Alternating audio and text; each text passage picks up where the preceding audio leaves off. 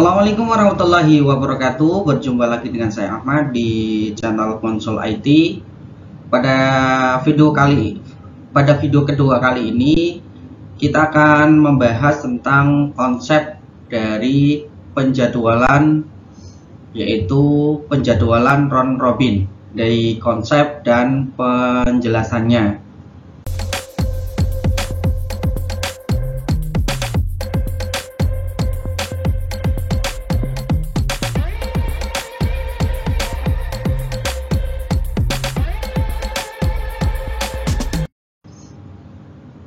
Oke, kita langsung saja ke pembahasan, yaitu apa sih dari konsep penjadwalan round robin ini,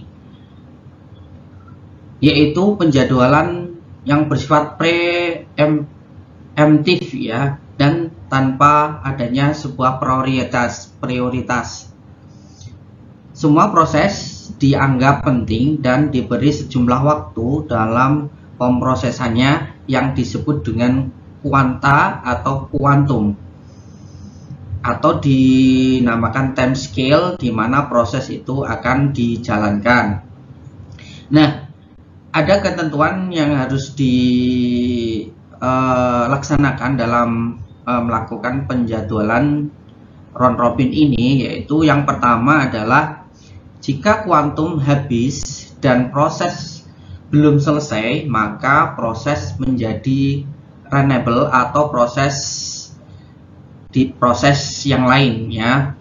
Kemudian jika kuantum belum habis tapi proses telah selesai, maka proses akan diakhiri dan memproses dialihkan ke proses yang lain.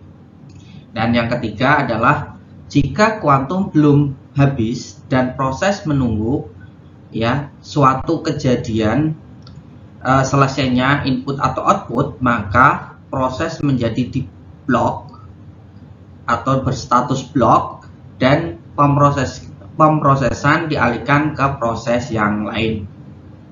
Nah, kita pahami dulu ketentuan yang ada di konsep round robin ini sebelum kita lakukan simulasi bagaimana cara penjadwalan round robin ini dalam sebuah soal.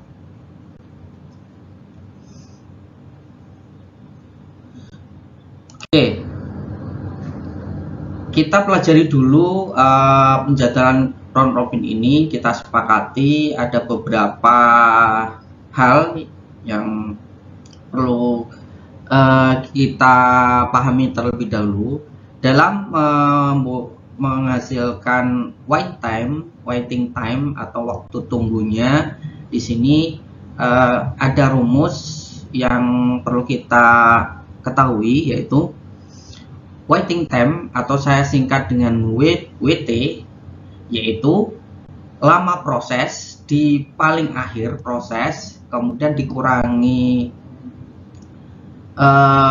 saat tiba, ST itu saat tiba, kemudian dikurangi lagi lama prosesnya. Nah, itu untuk menghasilkan waiting time per satu proses ya ini ya. Kemudian untuk menghasilkan rata-rata waiting time atau waktu tunggunya adalah jumlah dari keseluruhan proses waiting time yang sudah kita hitung nanti, kemudian dibagi dengan jumlah proses yang sudah dijalankan. Nah, kemudian nanti kita akan menentukan namanya turnaround time ya, atau saya singkat dengan TAT. Nah, TAT ini dihasilkan dari waiting time yang sudah kita hasilkan tadi, kemudian ditambah dengan lama proses. Nah, kemudian untuk menghasilkan rata-rata turnaround time-nya adalah jumlah dari turnaround time yang sudah kita hasilkan tadi nantinya, kemudian akan dibagi dengan jumlah proses yang dilakukan. Tuh. Ya, kita akan lanjutkan ke simulasi cara menghitung dari penjadwalan konsep round robin. Nah, di sini seperti yang kita lihat di sini kita akan menentukan turnaround time untuk kuantum atau waktu kuantannya itu adalah 3 milisecond. Jadi semua satuan yang nanti kita akan buat di sini adalah nilainya adalah milisecond. Jadi 3 di sini adalah 3 milisecond, yaitu waktu yang diperlukan untuk melakukan satu proses. Oke, ada soal di situ ada proses pertama, kedua, ketiga, keempat, dan kelima. Kemudian di sini sudah di data waktu tibanya atau saat tibanya, ST-nya ini urut 0, kemudian 1, 2, 3, 4. Kemudian dari lama proses untuk proses pertama itu membutuhkan 7 milisecond ya. P2 5 milisecond, kemudian proses 3 8 milisecond, kemudian proses keempat ini adalah 2 milisecond. Di proses kelima itu membutuhkan lama prosesnya adalah 6 milisecond. Nah, bagaimana kita membuat Gantt-nya atau tabel penjadwalannya? Oke, kita mulai gini. Kita akan mulai dari proses yang pertama dulu. Ya, proses pertama dimulai dari waktu ke 0. Kemudian kita lihat bahwa kuantum atau waktu yang dibutuhkan untuk sekali proses itu adalah sudah dipatok, yaitu 3 milisecond. Jadi proses pertama akan dijalankan selama 3 milisecond terlebih dahulu. Kemudian akan menghasilkan bahwa proses pertama itu sudah dijalankan selama 3 milisecond, maka sisanya adalah 4 milisecond. Kemudian dia akan menjalankan proses yang kedua ya.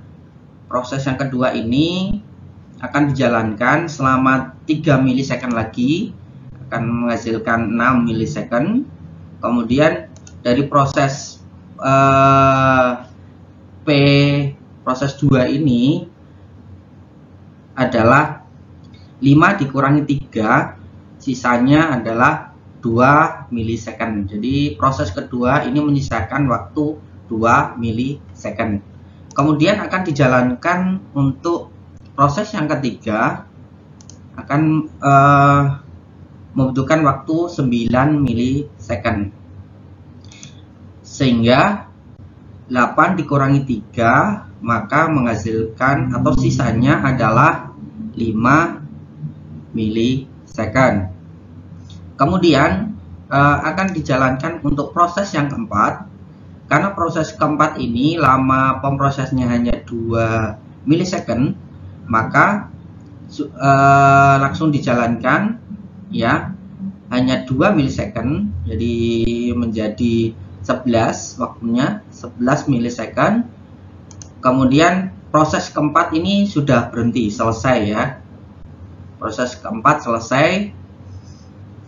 Kemudian akan dilanjutkan dengan proses yang kelima, yaitu kita jalankan juga dengan 3 milisecond, jadi menjadi 14 milisecond, sehingga 6 dikurangi 3 masih sisa 3 milisecond. Nah, setelah proses kelima selesai, maka akan diulang untuk melanjutkan proses yang di awal, yaitu proses pertama. Diulang lagi untuk menyelesaikan, kemudian dijalankan lagi 3 milisecond menjadi 17 milisecond, sehingga 4 dikurangi 3 menyisakan 1 milisecond untuk proses yang pertama. Kemudian dijalankan untuk proses yang kedua, yaitu tinggal 2 milisecond ya. Jadi di sini 19 milisecond. Maka nanti proses kedua sudah selesai ya. Kemudian kita jalankan lagi proses yang ketiga. Kita jalankan 3 milisecond menjadi 22 milisecond ya. Kemudian masih sisa 2 ya untuk proses ketiga. Kemudian kita jalankan untuk proses kelima menjadi 25 milisecond ya. Dan proses kelima ini habis ya, karena sisa 3 dijalankan 3 habis. Oke. Selanjutnya kita ulang lagi untuk proses ke 1 ya, proses pertama kita ulang lagi dari awal. Karena sisa 1 milisecond maka dijalankan menjadi 26 milisecond.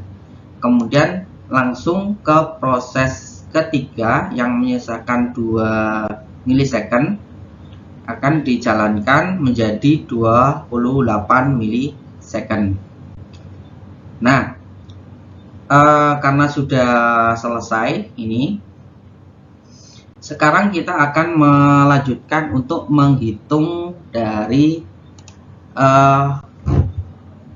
waiting time atau waktu tunggunya.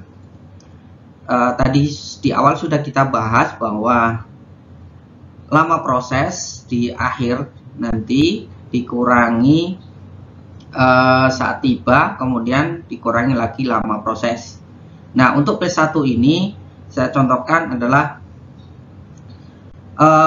lama proses di akhir. Di sini P1 adalah di 26, di sini 26, kemudian dikurangi lama proses saat tibanya 0, kemudian dikurangi lama prosesnya 7, menghasilkan 19. Kemudian untuk proses kedua sama 19, di sini proses kedua yang paling akhir di sini 19 dikurangi 1, kemudian dikurangi juga lama prosesnya yaitu 5, menghasilkan 13. Begitu proses ketiga, proses keempat, proses kelima ya. Kemudian setelah proses ini untuk waiting time-nya kita hitung satu persatu, kita akan mencari proses atau rata-rata dari waiting time, yaitu dengan rumus jumlah keseluruhan waiting time kemudian dibagi dengan jumlah proses.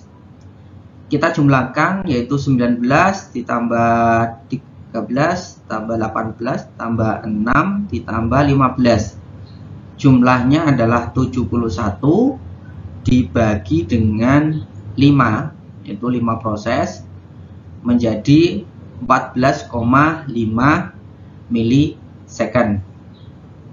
Nah, kita lanjutkan untuk menghitung yang namanya turnaround time, ya, adalah rumusnya waktu tunggunya atau waiting time-nya ditambah dengan lama prosesnya.